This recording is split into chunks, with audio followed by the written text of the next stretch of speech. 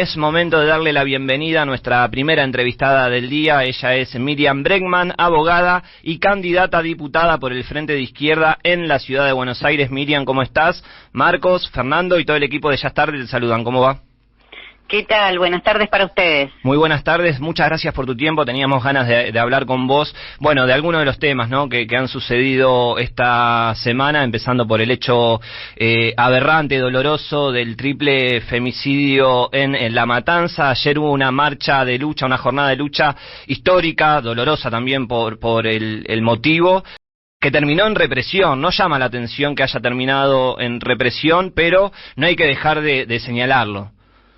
No, la verdad que no, y es increíble que una movilización termine así. Venía unos metros más atrás, no llegué a verlo, pero estaba ahí muy cerquita, y evidentemente era una marcha totalmente tranquila, con las familias que estaban en ese sector precisamente donde reprimieron. Sí. Pero bueno, la policía de la ciudad está gobernada por las mismas formas y maneras que la de Patricia Bullrich, ¿no? Eso lo empezamos a ver ya en varias movilizaciones, y para ellos toda marcha, toda protesta tiene que terminar con represión. En este caso creo que ya pasaron todo límite, atacando directamente a las familias que acaban de perder a sus hijas, tener que soportar esto también. La verdad es que es muy terrible y no lo podemos naturalizar ni por un segundo. Evidentemente estaban muy molestos porque la marcha fue muy grande, a pesar de que todo se hizo con muy pocos días para convocar.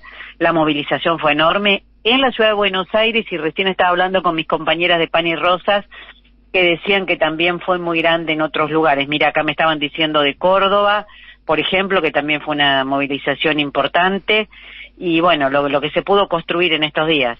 Lo que vimos también, que fue doloroso por parte del gobierno, sus voceros, sus medios afines, y por parte de la propia Patricia Bullrich, que hubo una primera reacción, un intento desesperado de salir a explicar que esto no se trataba de un femicidio, y que, bueno, desde sectores de izquierda o sectores vinculados con el kirchnerismo, intentaron justamente, decía el gobierno, ¿no?, claramente, instalar esta versión por fines políticos.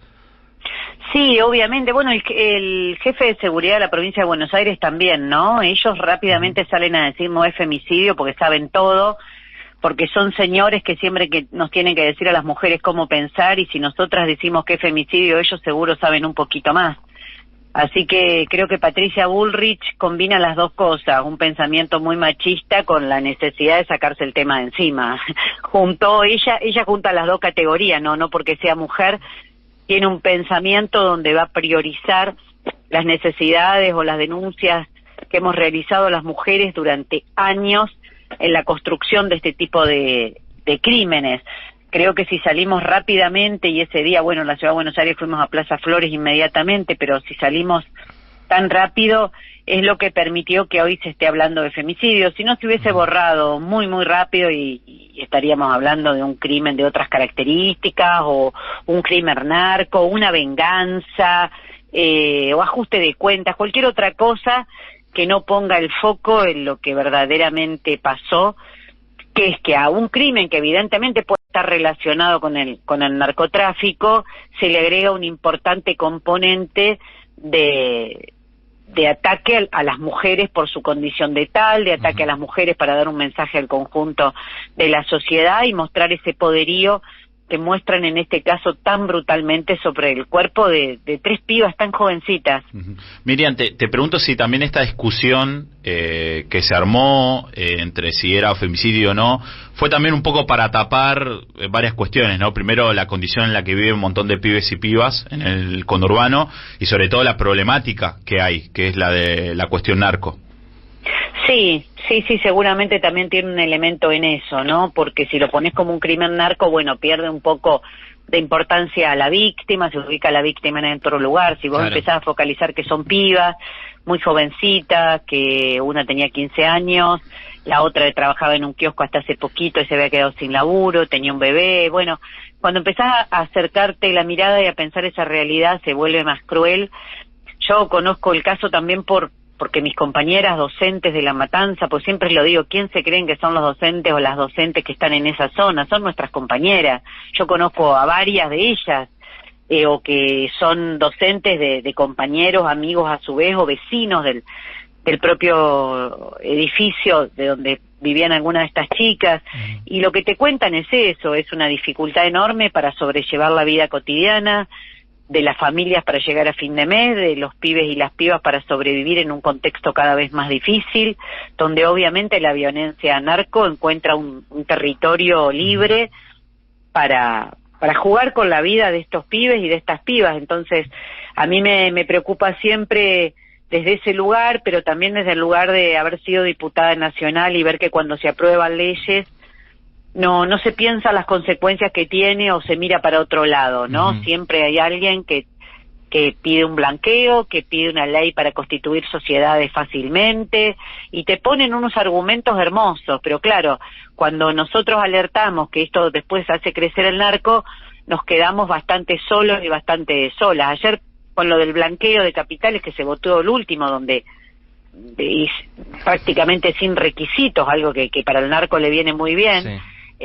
Yo le recordaba en una entrevista que habíamos quedado de un lado a la iglesia y del otro lado a la izquierda, ¿viste? Nadie más decía una cosa en el medio, y salió por unanimidad en el Senado. Entonces, son cosas muy graves que pasan y que tienen que ver con esto, porque una manera de combatir esto es cortar la posibilidad de que el narco lave tan fácilmente su dinero, que es imprescindible para continuar con el negocio. Claro, y sin embargo, bueno, hay, como siempre, ¿no? Está la figura de Patricia Bullrich, que construye su imagen y quiere armar un relato de que está luchando contra el narcotráfico. Cada tanto hace un posteo de que incautó una cantidad de kilos de cocaína o de marihuana, y la vemos más preocupada por reprimir, poner a las fuerzas de gendarmería a reprimir a los jubilados o cualquier movilización que se genere, que en controlar las fronteras. Y por otro lado también tenemos a un diputado candidato hoy como José Luis Espert en la provincia de Buenos Aires, que habla de la mano dura, que habla de cárcel o bala, con denuncias de vínculos con el narcotráfico también. Sí, empiezo por lo segundo. Claramente, Espert no puede seguir oculto después de todas las acusaciones que están circulando por estas horas, ¿no? Algo tenés que decir. No pueden estar diciendo es narco, tiene relación con tal narco le puso tanta plata en su campaña, y no aparecer y no decir una palabra. La verdad es que es muy llamativo tanto silencio, muy llamativo, suena a falta de explicaciones y a que está tratando de armar alguna explicación que suene coherente. Digo, como bien señalas vos, después de que nosotros lo tuvimos que soportar pidiéndonos cárcel o bala, y cuando le preguntaron qué tipo de bala, dijo bala de verdad, porque solamente nos manifestábamos y para él eso era un crimen terrible. Mirá, sí, qué comparación, ¿no? Ir a una marcha con estar vinculado al narcotráfico. Y por el otro lado, lo de Patricia Bullrich me parece que es la esencia de su política, vender humo. Vender humo. En el debate presidencial recuerdo que yo le hice mención a este mega operativo que lo había vendido como un operativo contra la droga y el narcotráfico, y había secuestrado 25 porros, me lo acuerdo porque todavía hay gente que me lo menciona. Pero es eso, Patricia Bullrich, ¿viste? Te vende unas cosas terribles y después cuando ve de atrás no hay nada, no tomó una sola medida en serio para avanzar sobre lo que se necesita. De hecho, una de las leyes de Sociedad de Acciones Simplificadas que te mencionaba, que es utilizada por el narcotráfico, salió en el gobierno de Macri, ¿viste? Así que no puede hablar, no puede decir una palabra Patricia Bullrich sobre todo esto, y bien señalabas vos que las fuerzas federales las tiene bastante entretenidas, y su cabeza, porque si vos pensás que hace Patricia Bullrich todo el día, está todo el día viendo a ver a dónde va a reprimir o a quién persigue, es evidente que no está muy preocupada por el crecimiento del crimen narco. Miriam, te llevo de vuelta a la situación de los jóvenes, porque bueno, en este caso nos centramos en este triple femicidio, digo, pero hay un detrás, ¿no? Me parece que un poco expuso la situación en la que viven muchos pibes y pibas. Estas pibas, bueno, en las condiciones en las que vivían, pero digo, si fuera un pibe, estarían también detrás del narcomenudeo, estarían en situaciones quizás detrás, ¿no? ¿Qué expone este caso en cuanto a los jóvenes que viven en estas condiciones? Mira, expone que hay que pensar seriamente en qué país estamos viviendo y qué es lo que viene. A mí me preocupa que, viste, todo el mundo ahora la tiene re clara y habla de narcotráfico y habla de la situación de los pibes, pero Argentina, previo a la dictadura militar, tenía 4% de pobreza, más o menos el mismo índice de desocupación, y hoy los índices son alarmantes, se cuatruplicaron, no sé, es una locura. Y pensaba el otro día en esa bandera con la cual marchaban las madres cuando terminó la dictadura, que era contra la deuda externa, ¿no? Uh-huh. Y eso no era una bandera solo de la izquierda o de algún sector, era una bandera que las madres llevaban a las movilizaciones repudiando la deuda externa. Bueno, eso en los últimos años se perdió, pero si no recuperamos esa bandera, si no recuperamos esa lucha en serio, no hay salida para nuestro país. No hay salida, no vengan a decir que les importa la vida de los pibes, de las pibas, porque no hay salida. No hay salida, está todo comprometido en el pago de los acreedores externos, en el pago de la deuda, en el pago de los fondos buitres, y ellos van poniendo cada vez más condicionamientos, y eso repercute necesariamente en la vida en los barrios. Si no hay salud, si no hay educación, si cortás el acceso a absolutamente todo, si el trabajo que se consigue es cada vez más precario, si además el FMI pide reformas laborales impositivas, ¿que eso qué significa? Trabajo sin derechos. Trabajo sin derechos, y es que esos pibes no van a tener nunca un laburo donde tengan un aguinaldo, donde tengan la posibilidad de acceder a una vivienda, donde puedan irse de vacaciones. Bueno, la vida se va degradando generación tras generación. Entonces, en vez de tanta, discusión coyuntural y superficial, serían algunas de las cosas que deberíamos estar discutiendo. Y yo creo que esa herencia profunda de la dictadura es algo que tenemos que discutir en serio. Todo lo demás, todos viste que ahora en campaña electoral encuentran rápidamente la solución para los problemas. ¿Por qué no lo hicieron antes si ya gobernaron todos? Ya gobernaron todo. ¿Cómo puede ser que esos pibes y esas pibas sigan viviendo así? Hay que discutir algunas cuestiones de fondo necesariamente. Estamos hablando con Miriam Bregman. Miriam, nos das el puntapié para hablar de otro de los temas también graves de la semana, que tiene que ver con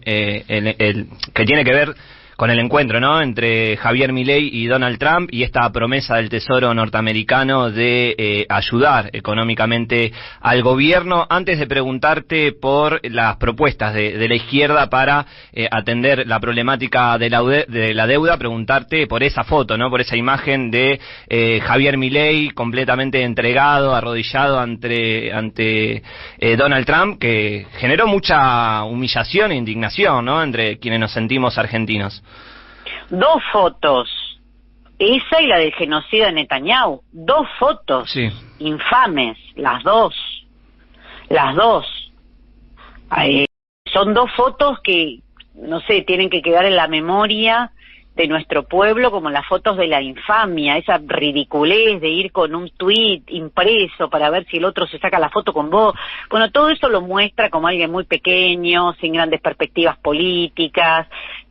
Más la foto de Netanyahu, que es complementaria de la otra, porque es para mostrarse totalmente subordinado a Estados Unidos en un momento que incluso cuando habló Netanyahu en la Asamblea de la ONU, la gente se paraba y se iba, las delegaciones se paraban y se iban, y Milei al revés va y se somete completamente a una persona que está cometiendo un genocidio. Entonces, me parece que de conjunto muestra eso, muestra que es evidente que fue a ratificar el sometimiento de nuestro país, pero creo que eso nos hace pensar mucho más qué condicionamientos van a venir y que tenemos que enfrentarlo, porque hace 1 año y medio que Milei gobierna, logró pasar la ley base, logró pasar el RIGI dentro de la ley base, y eso es lo que pide Estados Unidos, que hizo la primera etapa con la ley base, que es la reforma laboral, un supuesto blanqueo, que en realidad es un perdón para aquellos que tienen trabajo no registrado, y el RIGI como manera de explotar el litio y las tierras raras en lo que ellos han dado a llamar el triángulo del litio, que incluye Chile, Bolivia y Argentina. Las bases de lo que está negociando, por ahí no sabemos la letra chica de lo que negoció Milei, pero las bases de lo que negoció ya están escritas en el RIGI. Entonces, eso pasó, se aprobó en el Congreso, le dieron las mayorías necesarias, algunos saltaron para el otro lado y ya se quedaron del lado de la vereda de Milei, y otros fueron y volvieron, pero lo que viene no es fácil en el Congreso, así que yo pongo una alerta muy grande. Ojo con los vendidos, ojo con los que le dan las mayorías necesarias, porque no son solo los que se pusieron la peluca, son los que hoy se hacen los opositores. No sé, te pongo el ejemplo del peronismo de Tucumán, que se hacen los opositores y le bancaron todas las leyes a Milei. Así que lo que viene no es fácil, no es que tenemos una situación fácil. Miriam, ¿Cuánto puede comprometer aún más la política económica y social argentina este acercamiento con Trump y el Tesoro de Estados Unidos? Muchísimo, muchísimo, porque es un nuevo salto, ¿no? Tenemos el FMI, tenemos los acreedores privados y ahora tenemos el Tesoro de Estados Unidos, es decir, es una nueva cadena de sometimiento y una nueva urgencia por entregar más cosas, porque allá también lo ven desesperado. Lo ven cada vez más desesperado, entonces ven que cada vez le pueden sacar más, y eso va a reportar en nuevos ataques. Que el gobierno esté desesperado no quiere decir que va a atacar menos para adentro, quiere decir que van a venir ataques como estos que te mencioné. Entonces, en este periodo electoral, la verdad, lo que deberíamos estar discutiendo es eso. De hecho, ahí va a haber un debate en TN, Fargosi salió corriendo, dijo que él no se ponía a discutir, una pena porque tenía muchas cosas para decirle a ese señor. No sé qué va a pasar con el resto, pero de conjunto es una campaña donde los candidatos de la Libertad Avanza están desaparecidos y el resto los veo flameando banderas, ¿viste? Flameando banderas, eso no, hay que decir qué vas a hacer con el Fondo Monetario, hay que decir si estás dispuesto a romper, hay que decir si vas a votar en contra, hay que decir qué vas a hacer con la reforma laboral punto por punto. Me parece que deberíamos estar poniéndole un poco más de cositas concretas a esta campaña. Y esa, Miriam, es nuestra última pregunta, por lo menos por hoy, saber cuál es tu postura, qué se debería hacer con esta deuda con el Fondo Monetario Internacional, con los acreedores privados y ahora también con el Tesoro de Estados Unidos. Mira, el tema de la deuda es un tema que particularmente lo he estudiado muchísimo, y además porque, como te decía, como militante de derechos humanos de tantos años, porque lo planteo en los juicios de lesa humanidad en los que participo, es parte de la lucha por los derechos humanos el tema de la deuda en nuestro país también, ¿no? No es solo un problema económico, nuestra lucha siempre está unida a esa deuda porque la dictadura genocida tuvo un alto componente de intromisión de Estados Unidos para imponernos una deuda externa que no es una deuda, es un mecanismo de dominación.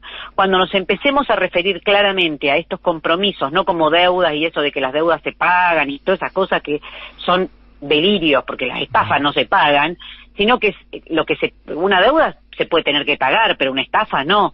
Pero un mecanismo de dominación, no son deudas para ser pagadas, son deudas para someter a los pueblos. Entonces, si la ubicamos en ese lugar, yo creo que las ilegalidades están tan manifiestas que no es solo ya un problema político lo que tenemos enfrente, hay ilegalidades, o sea, hay muchísimos elementos, incluso el derecho internacional, que nos sirven para cuestionar esa deuda. Bueno, no se hizo, la deuda de Mauricio Macri se terminó ratificando en el Congreso Nacional, donde unos pocos nada más votamos en contra, otros ni siquiera se animaron, se abstuvieron y otros votaron a favor. Sergio Massa en ese momento conducía la Cámara de Diputados y eso se aprobó y pasó. Pero creo que tenemos que revisarlo porque no podemos seguir soportando que estos pibes y pibas del conurbano paguen con su falta de educación, paguen con su falta de salud las estafas estas que le dan a Macri primero, a Milei después, para pagar sus campañas electorales. Miriam, muchísimas gracias por tu tiempo, muchísimas gracias también por tu lucha, tu compromiso histórico. Sos una de las pocas dirigentes que vemos en cada una de las marchas y será hasta una nueva oportunidad. Por favor, muchas gracias a ustedes, gracias. Un abrazo grande. Pasaba Miriam Bregman, abogada y candidata a diputada por el Frente de Izquierda en la ciudad de Buenos Aires.